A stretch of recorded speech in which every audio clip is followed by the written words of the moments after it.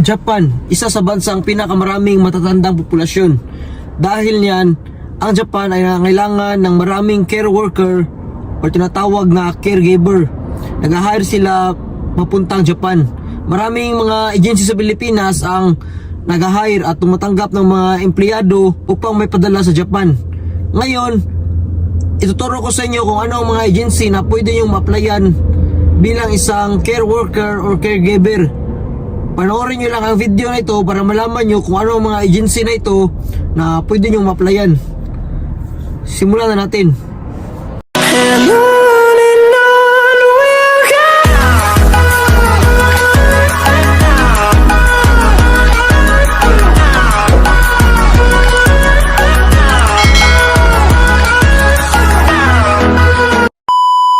Una, itong TGD Human Resource Management Incorporated, Private Employment Agency. Ang kanilang location ay 2nd floor Mary Bachira Building, 25 corner C Delgado Street, Port Area, Manila.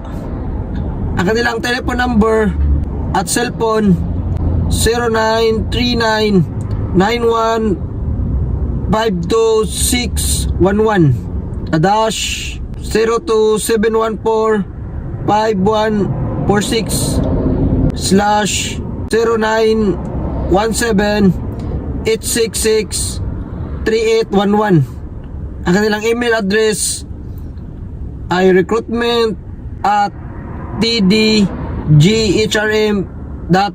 Wala silang website.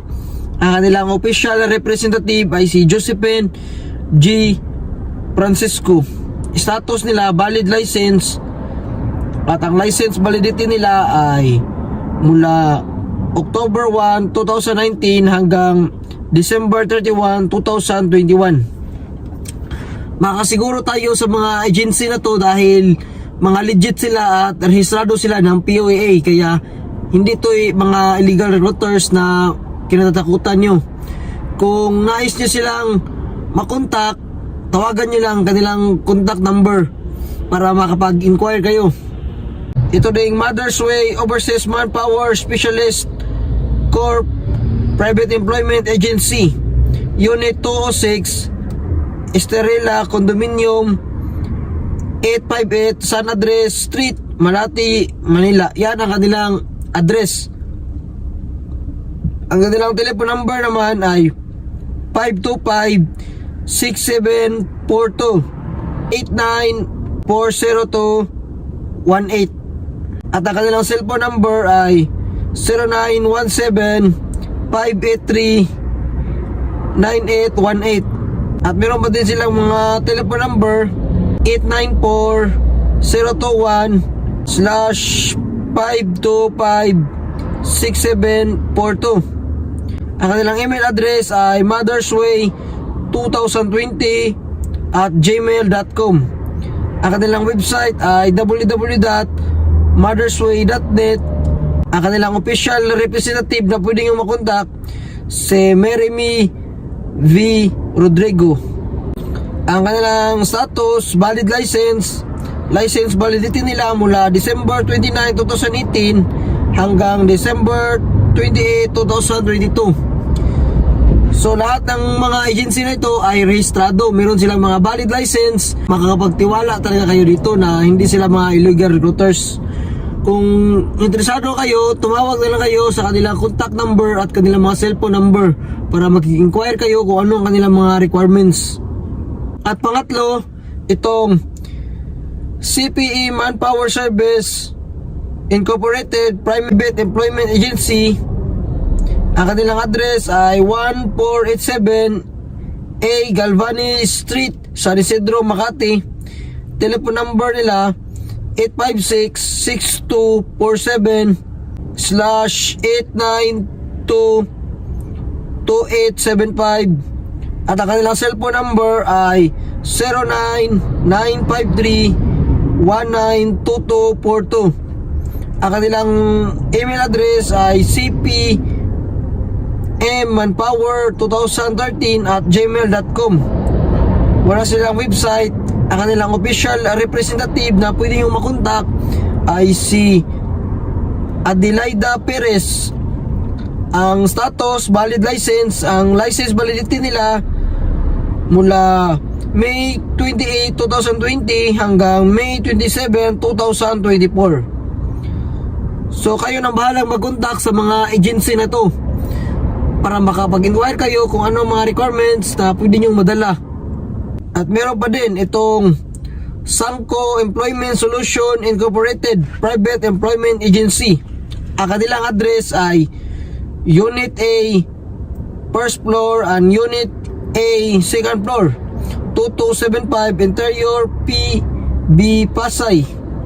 Ang kanilang telephone number ay 8805-9855/8805-9904. At ang kanilang cellphone number 0915-053-1164. At meron pa isang cellphone number 0917-829-220. Email address ay sangcoemployment902@gmail.com. Ang kanilang website, wala. Ang official representative ay si Gisrael T. Tanahashi. Ang status, valid license. Ang license validity mula August 26, 2020 hanggang August 25, 2024. May mga valid license talaga ang mga agency na ito, kaya hindi kayo pwedeng mangamba. Mapanatag ang loob nyo kung mag-apply kayo nito dahil hindi sila mga illegal recruiters. May patutunguhan talaga kung mag-apply kayo.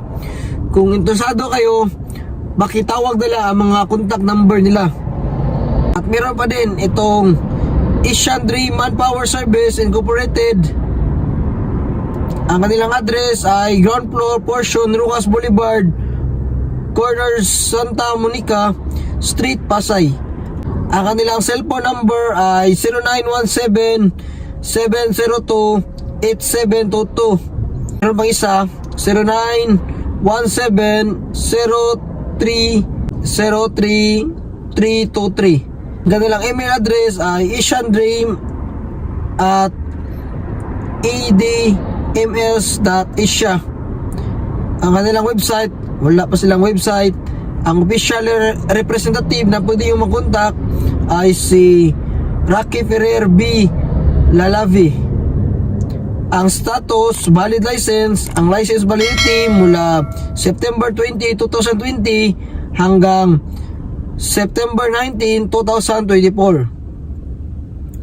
So, nilagay na natin ang kanilang mga cellphone number or mga telephone number. Yan talaga ang pinaka-importanting bagay na pwede yung makontak sila para makapag-inquire kayo at makapagtanong kayo. Marami pa talagang iba. Meron pa ding HMO, International Human Resources Private Employment Agency. Ang kanilang address ay Unit 201 and 202 Osti Tower 1418 MH Del Pilar, Ermita, Manila. Ang kanilang telephone number ay 522-8714/4002757. Ang kanilang email address ay info@hmoihr.com.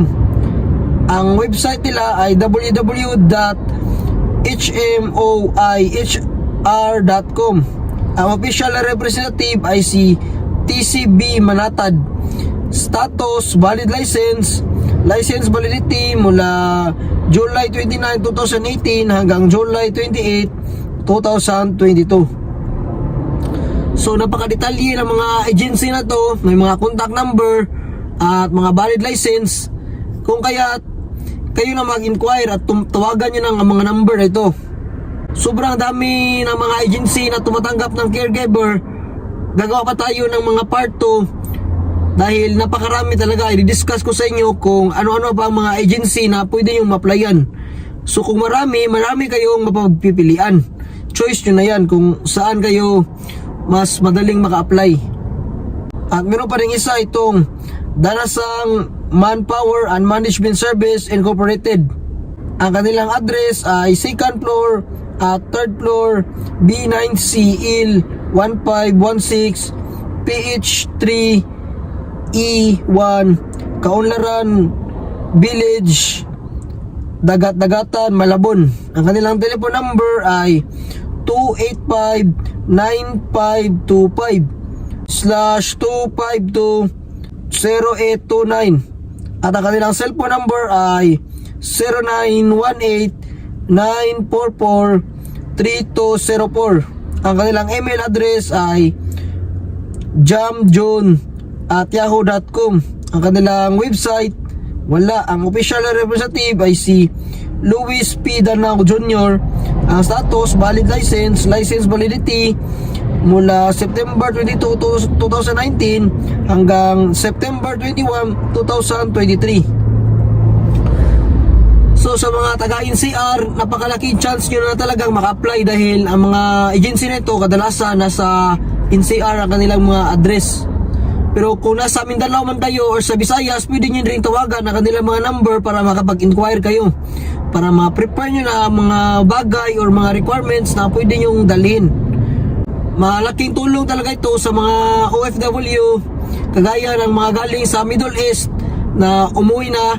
Pwede rin kayong mag-apply ng mga caregiver or care worker papuntang Japan. Magtanong lang kayo sa mga agency na ito kung anong mga requirements at sila nang bahala sa inyo. At ito rin panghuli, Zontar Manpower Services Incorporated. Ang kanilang address ay 2nd floor and 3rd floor, 856G Nakpil Street, Malati, Manila. Ang kanilang telephone number ay 516-4856/256-9678. At ang kanilang cellphone number ay 0998-458-2280. At meron pa silang isang cellphone number 0905-911-7929. Ang kanilang email address ay zontarpils@yahoo.com/zontarpils@gmail.com. Ang kanilang website ay zontarpils.com.